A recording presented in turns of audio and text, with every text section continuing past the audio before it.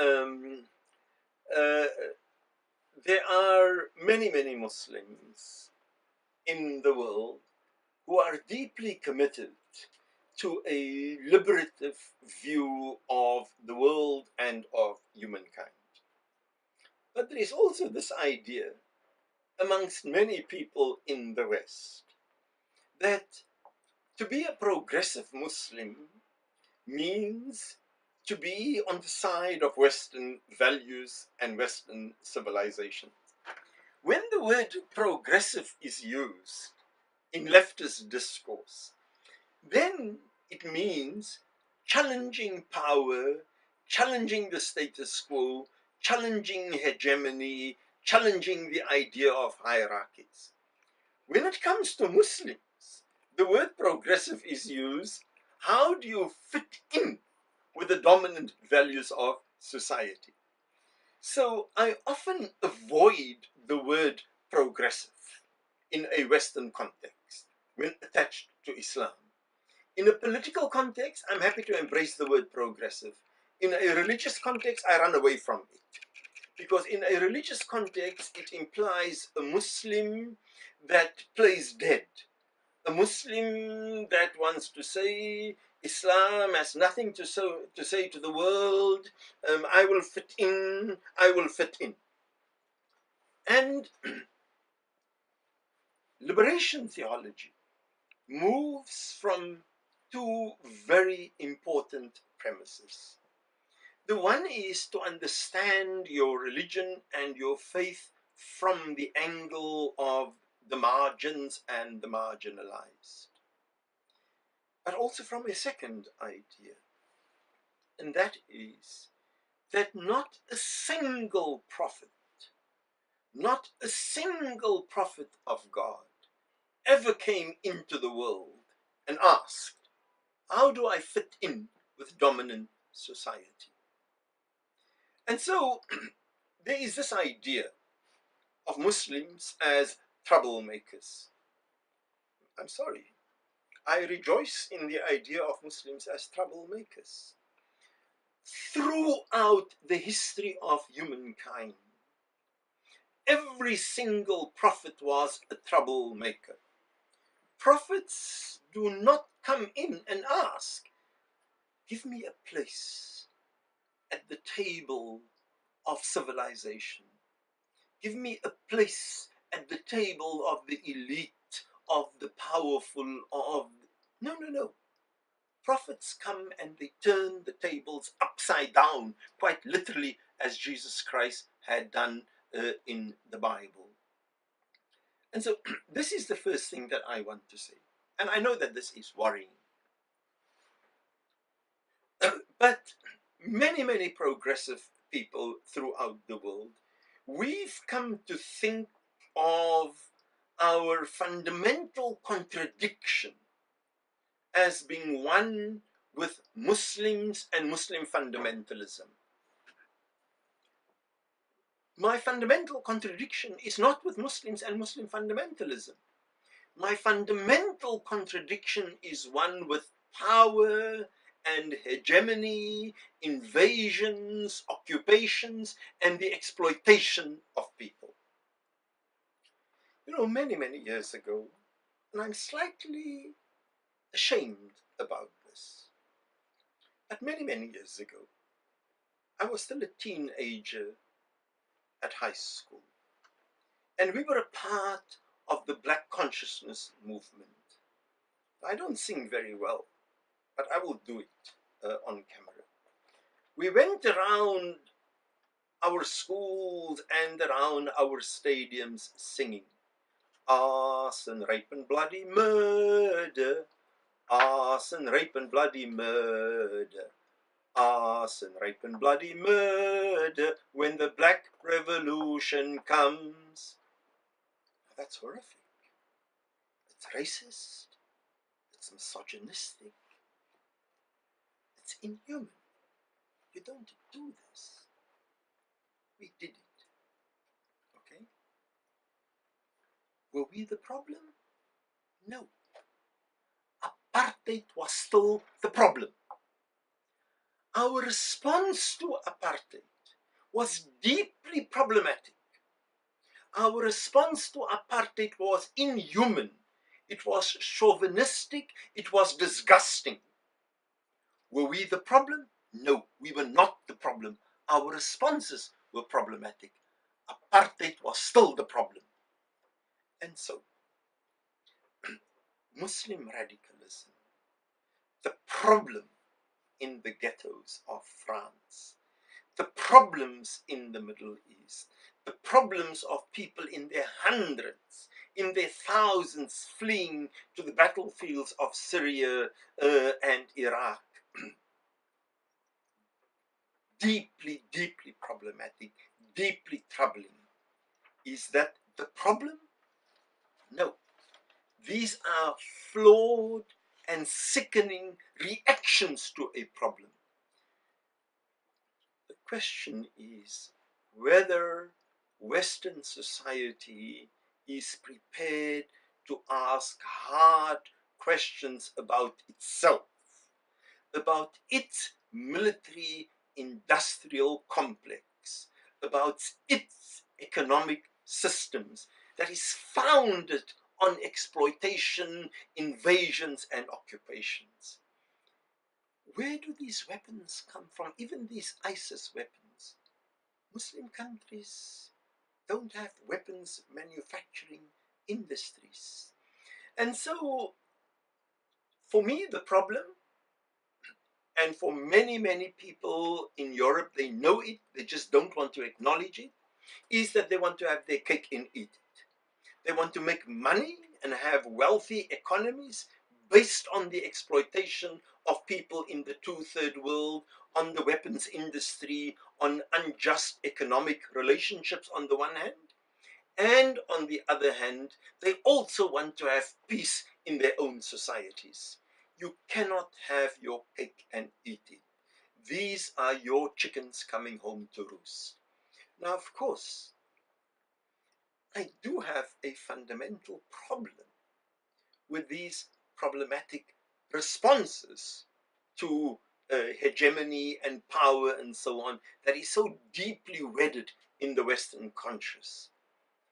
And this is that often these people engage in, whether you call them fundamentalists or Muslim radicals and so on, their vision of the world is an exclusivist vision. It is not a vision of freedom. It is not a liberatory vision. Their vision of the world is every bit as ugly. And so I understand that it is a reaction to imperialism and occupation and colonialism, but at the same time, it isn't a vision that I share in. And so as a liberation theologian, I am concerned about understanding my faith from the margins, identifying with the margins. And that is why in a situation like France, it is important, I think, for Muslims to fight for their issues, but to understand that their issues are issues connected to larger society, that they're not the only ones who are being exploited, that Western civilization or Western powers are not waging a war against Islam. They're waging a war against Muslims because Muslims are offering some resistance to them. But the war is largely against the poor, against the marginalized. They do the same thing in Latin America. They do the same thing in the Philippines. They do the same things in every part of the world where they can get the gap. And so Muslims must learn to make common cause with others and not simply embrace the idea that we are the only victims in all of this. Victimhood is a terrible thing. We have seen what victimhood has done to the Jewish people, turned them, on the whole, into small, inward-looking, ugly little balls wrapped up in themselves. Muslims risk doing the same kind of thing.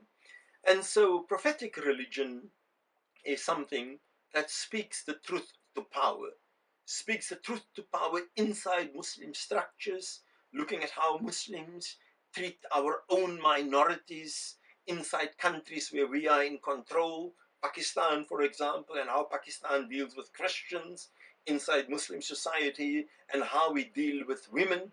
Prophetic religion is an attitude, is an approach to religion that looks at all the marginalized across the board and doesn't seek to establish one religious system over another in the same way that we see is being done in the name of Western civilization.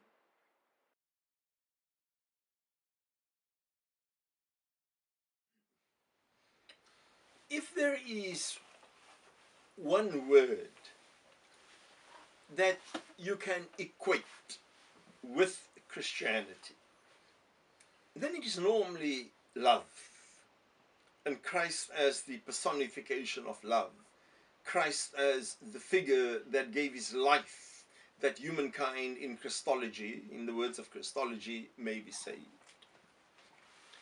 If there is one word with which you may characterize Islam quite correctly, and that is justice.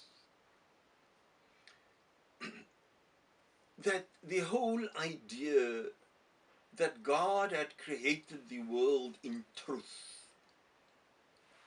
وَخَلَقَ اللَّهُ السَّمَاوَاتِ وَالْأَرْضَ بِالْحَقِّ وَلِتُجْزَى كُلَّ نَفْسٍ بِمَا كَسَبَتْ وَهُمْ لَا يُظْلَمُونَ.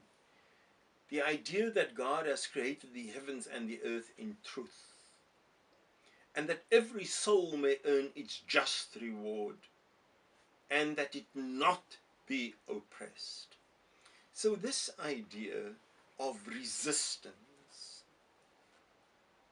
to oppression, but also very significant, and the Quran is very clear about this, that our responsibility is to rise as witness bearers for God in the question of justice.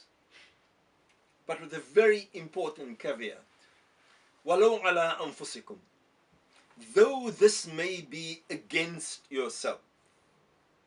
And so it's not justice for the tribe, justice for Muslims, even though this may be against yourselves.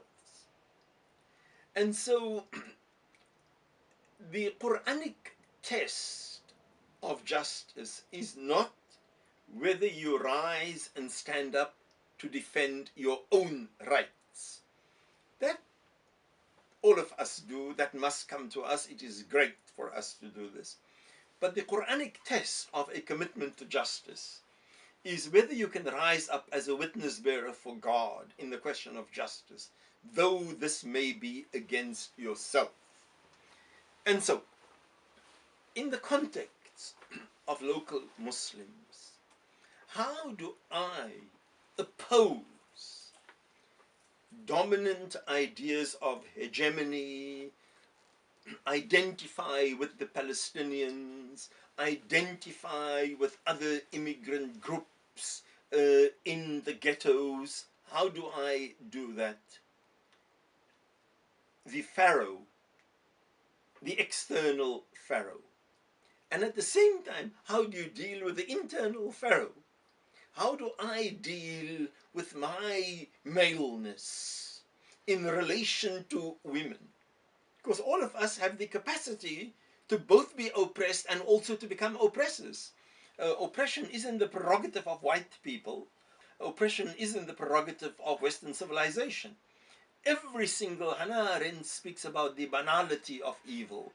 You know, it's like just weird that we consign evil to the Nazis. We consign evil. No. Each one of us are simultaneously in the position of having control over others and being controlled by others. And so for me, the Islamic idea of كونوا قوامين بالقسط شهداء لله ولو على أنفسكم, to rise as a witness bearer for God in the question of justice, though this may be against yourself.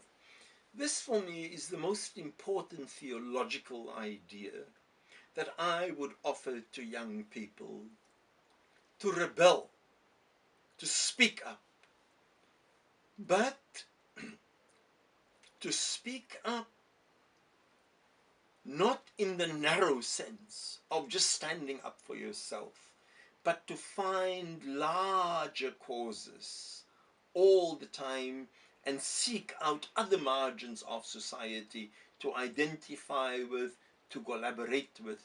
And this is ultimately what is at the heart of what makes us humans, to be in solidarity with each other. And this is an idea fundamentally at odds with the capitalist idea that human beings are destined to be in competition with others. The religious conception of human beings, it's one of people in solidarity with others, the humano. Human beings caring about each other, human beings constantly in a state of returning to God. And so, yes, there is a clash of civilizations, and it's a clash of civilizations that I'm happy to be a part of. On the one hand, the conception of the human being as a commodity, and the earth as real estate, the earth as property, human being as Homo economicus, just an economic animal that must be exploited on the one hand, and on the other hand, the idea that human beings are sacred, connected to a larger ecosystem, engage in a larger journeying with each other, in solidarity with each other, moving as civilization moves on, as life moves on, in a greater journey towards a transcendence.